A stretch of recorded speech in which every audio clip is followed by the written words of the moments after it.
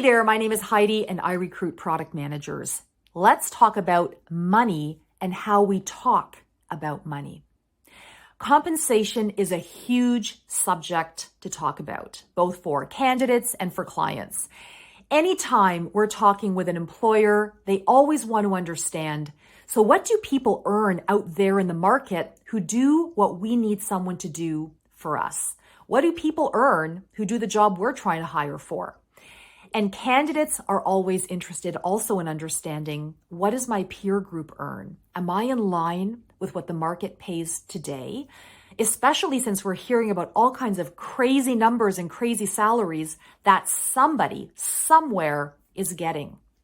It causes us as candidates to question, am I worth more than what I'm being paid today? Is this the time that I should actually be interviewing and looking for my next role? So welcome to the big conversation about comp. What I want to talk about in our time together today is what I've learned as a 20-year recruiter talking with candidates about compensation and what someone is interested in earning next.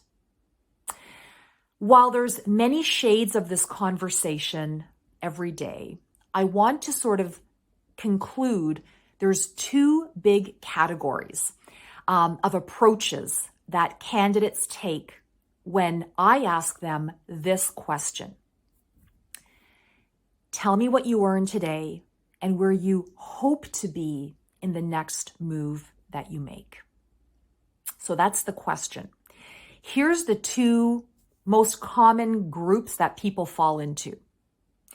I think there's three groups. Okay, there's three groups. So here's the first group. They say, well, I'm not going to talk about that. I don't talk about my salary. I don't feel like we have enough of a relationship or that I don't know you well enough. I really don't want to talk about compensation. Then there's the second group. The second group says a number.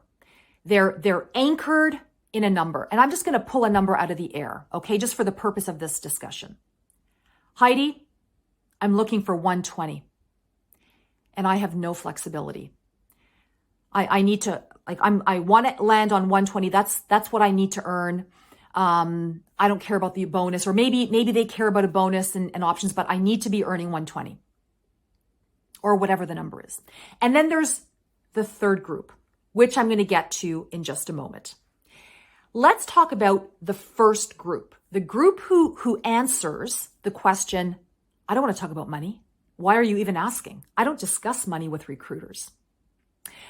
When a candidate, I have learned, says that, oftentimes the reason is that individual feels they are grossly underpaid.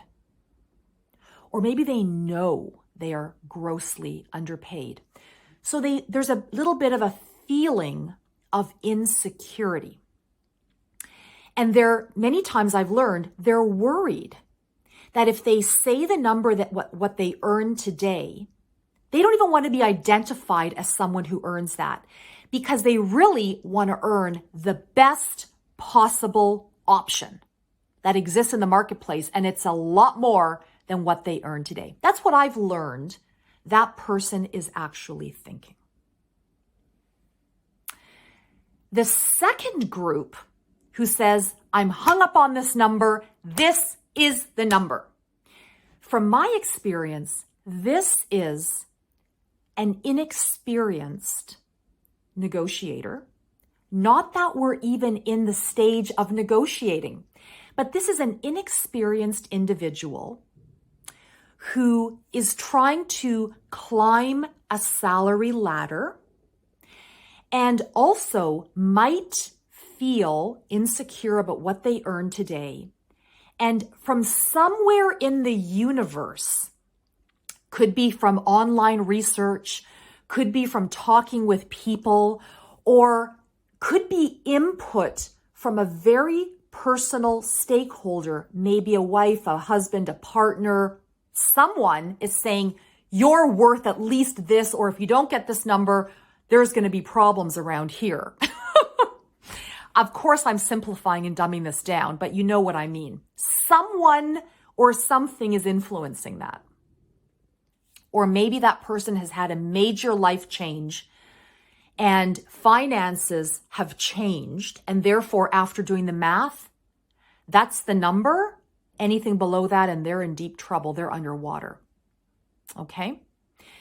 First of all, I want to talk about these two groups in one. First of all, be assured that if you are ever engaging with a recruiter on a job search process, you need to know that both you and the recruiter are often, most times, on the same side of the negotiating table. A search firm typically earns a percentage of what the candidate's total package or base salary offer is. So basically, the more you earn, the more your search party representing you earns as well. So I've never met a recruiter who wants to lowball a candidate's offer to get hired. I don't know anyone who's ever done that. So take heart in knowing that nugget of data. Understand also that there is no number, whether too low or very high, that if you were to disclose that to a recruiter would ever shock them. Because if you're working with a recruiter who's been in the industry for a number of economic cycles, they will have met people on all ends of the spectrum. People who should be earning more, people who are, wow, they're paying you that, and then everyone in the middle. This is not going to shock and awe any experienced recruiter. And being transparent about how you view compensation is a very healthy way of entering a relationship with a recruiter.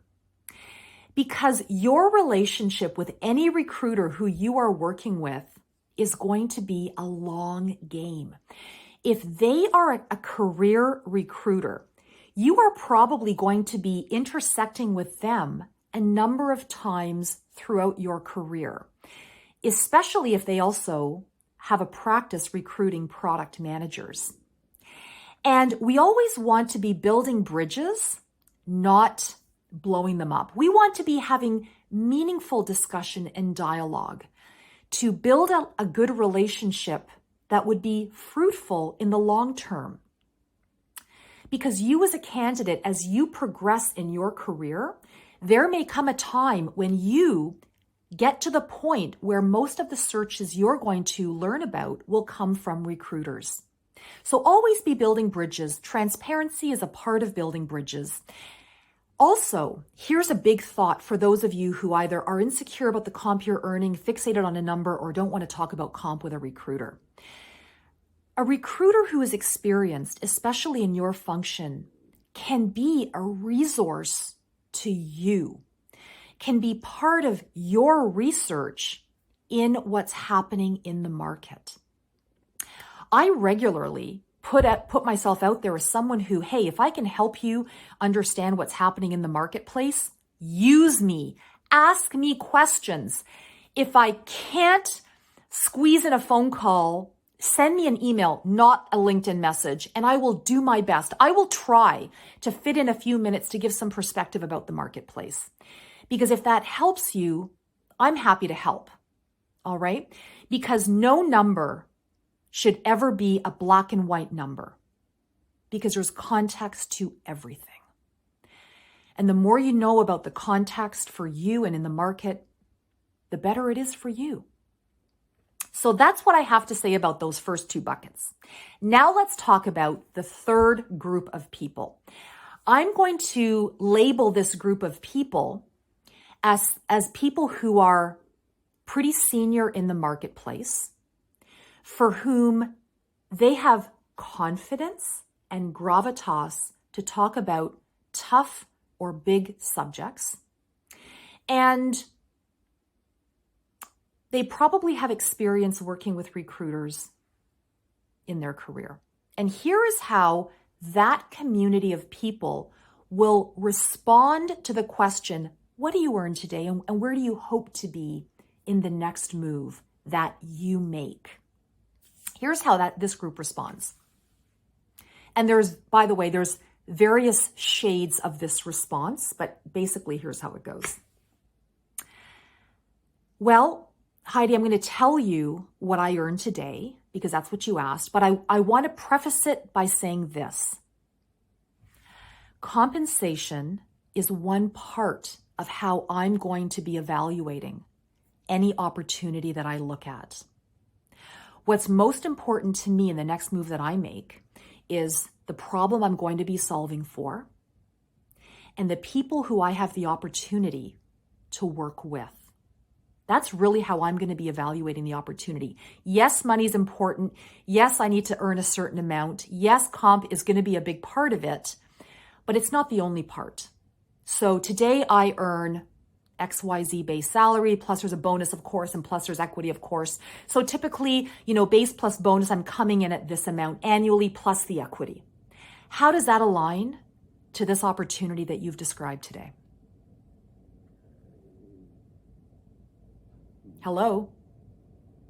Is that not an insightful, well-rounded presentation of what someone earns?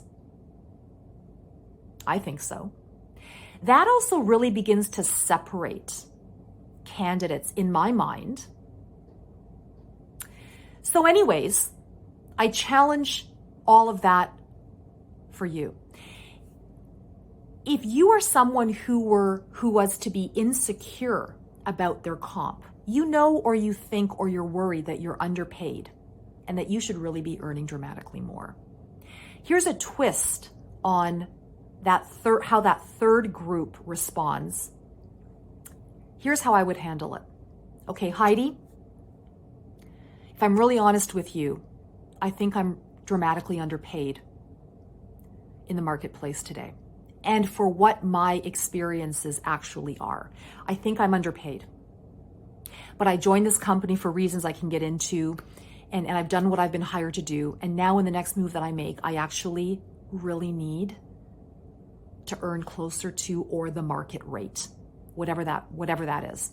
So Heidi, today I earn XYZ dollars. What do you think? Am I off in my thinking that I'm underpaid? Can you help me earn more? What recruiter would not want to help that person? I mean, if there is if there is blood coursing through your veins and you have any empathy for people, you're going to want to help that person earn more. Okay? So I hope this is helpful. I hope this is helpful to you as a candidate who doesn't want to talk about money or doesn't know how to. Or maybe you change jobs every 4 to 5 years. So you're just not used to doing this. Guess what? We help people change jobs as a profession. This is all we do. So help us to help you. By the way, if you're an employer watching this, there will be a video coming up about compensation for your side of the discussion, okay? But I hope you found this helpful. I hope candidates, you found this helpful. If you have questions about this video, please email me. I'd love to hear from you. How can we be of service to you? Heidi@mbassett.com. Have yourself an amazing day.